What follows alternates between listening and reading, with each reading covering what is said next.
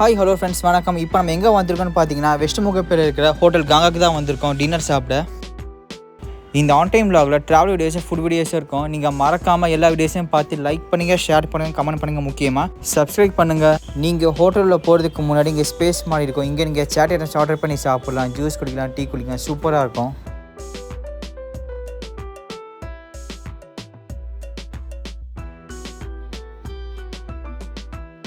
நான் உள்ளே போய் பார்த்தேன், ஆம்பியன்ஸ் ரொம்ப சூப்பராக இருக்குது, நல்லா மெயின்டைன் பண்ணுறாங்க. நான் இப்போ கிரவுண்ட் ஃப்ளோரில் இருக்கேன். மேலே ஃபஸ்ட் ஃப்ளோரையும் ஹோட்டல் இருக்குது வித் ஏசியோட, சூப்பராக இருக்கும். போய் சாப்பிட்றதுக்கு முன்னாடி நாங்கள் மேலே கீழே நல்லா மெயின்டைன் பண்ணுறாங்க வித் ஏசியோட.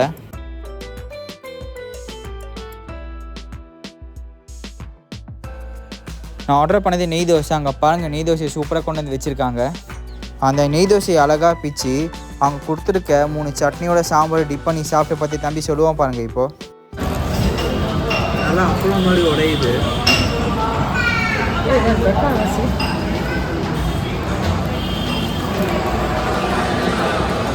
நல்லா இருக்கு, சூப்பராக இருக்கு.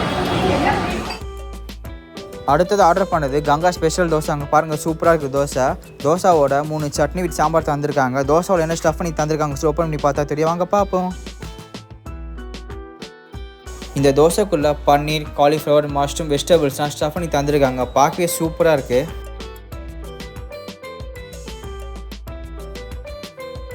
அந்த சென்டர் ஆஃப் தோசை அழகாக பிச்சு பார்த்தோம்.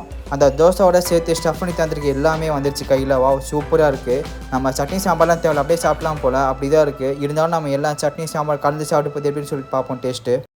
அந்த ஸ்டஃப் பண்ணது எல்லாமே தோசை சட்னியோட சேர்ந்து சாப்பிட்றப்போ செம்ம ஸ்பைஸியாக சூப்பராக இருக்குது சாப்பிட்றதுக்கு. அடுத்ததாக பன்னீர் டிக்கா கிரேவி ஆர்டர் பண்ணியிருக்காங்க. பாருங்கள், கிரேவி பார்க்க சூப்பராக இருக்குது.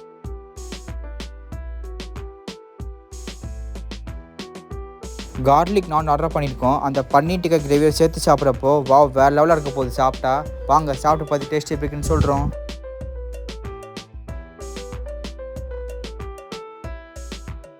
கார்லிக் நான் எப்படி இருக்கு ட்ரை பண்ணி போகிறேன்.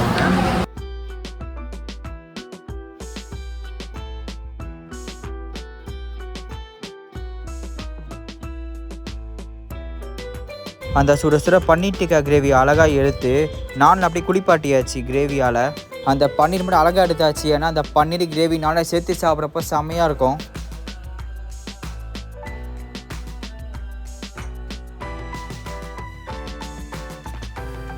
அந்த கார்லிக் நான் அழகாக பிச்சு பன்னீர் எடுத்து கிரேவியோட சேர்த்து அந்த பன்னீர் கிரேவி நான் சேர்த்து சாப்பிட்றப்போ என் தம்பி சாப்பிட்டு பார்த்து சொல்லுவா பாருங்க இப்போ டேஸ்ட்டு. கார்லிக் நான் வித் பன்னீர் பட்டர் மசாலா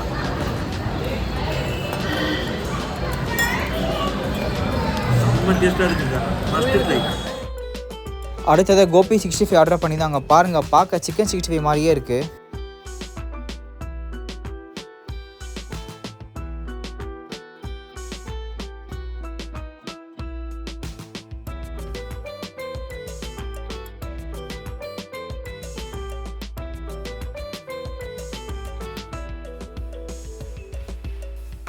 அவங்க கொடுத்துருக்க அந்த லெமனை அந்த கோபி 65 ஆட் பண்ணியாச்சு. அதாவது காலிஃப்ளவர் வறுவல்ல அந்த லெமன் ஆட் பண்ணியாச்சு. ஏன்னா அந்த லெமனோட சேர்த்து சாப்பிட்றப்போ அந்த கோபி 65 செம்ம டேஸ்ட்டாக இருக்குங்க.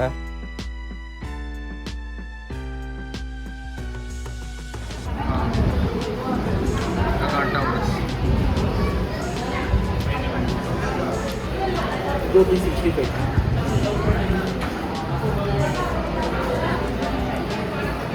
நல்லா இருக்கு. சரி, பாசக்கரப்ப ஒரே ஒரு குத்த குத்தி விட்டு போ. உனக்காண்டி குத்துறேன், பாத்துட்டு போ. நல்லா குத்து. குத்தவா? ஓ மோதிர கையில ஒரே ஒரு குத்து குத்திர. மோதிர கையில குத்தவா? அண்ணே, ஏதோ சென்டிமெண்டா கேக்குறானே. போடா போகுதுண்ணே, ஒரு குத்து குத்துண்ணே. அப்படியா? போடா.